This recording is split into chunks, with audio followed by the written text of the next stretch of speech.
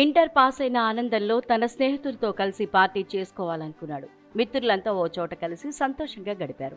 అనంతరం ముగ్గురు ఒకే బైక్పై ఇంటికి బయలుదేరారు. అంతలోనే ఘోరం జరిగిపోయింది. రోడ్డు ప్రమాదం రూపంలో నలుగురు స్నేహితులు అనంతలోకాలకు చేరిపోయారు. వరంగల్ ఖమ్మం జాతీయ రహదారిపై గత రాత్రి జరిగిన ఘోర రోడ్డు ప్రమాదంలో నలుగురు ఇంటర్మీడియట్ విద్యార్థులు దుర్మరణం పాలయ్యారు.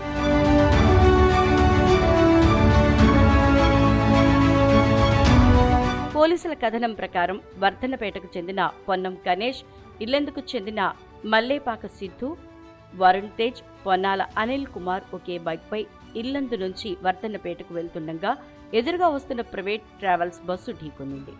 ఈ ఘటనలో ముగ్గురు అక్కడికక్కడే మృతి చెందగా తీవ్రంగా గాయపడిన మరో విద్యార్థి వరంగల్ ఎంజీఎం ఆసుపత్రిలో చికిత్స పొందుతూ మృతి చెందాడు. బుధవారం వెల్లడైన ఇంటర్ ఫలితాల్లో పాస్ అయిన గణేష్ తన ముగ్గురు స్నేహితులతో కలిసి సాయంత్రం పార్టీ చేసుకుని తిరిగి ఒకే బైక్పై ఇంటికి వస్తుండగా ఈ ఘటన జరిగింది. ఈ ప్రమాదంతో వర్ధనపేట, ఇల్లందులో విషాద ఛాయలు అలుముకున్నాయి. కేసు నమోదు చేసుకున్న పోలీసులు దర్యాప్తు చేపట్టారు. బైక్, బస్ రెండూ అతివేగంగా వెళ్తుండటమే ప్రమాదానికి కారణమని ప్రాథమికంగా నిర్ధారించారు.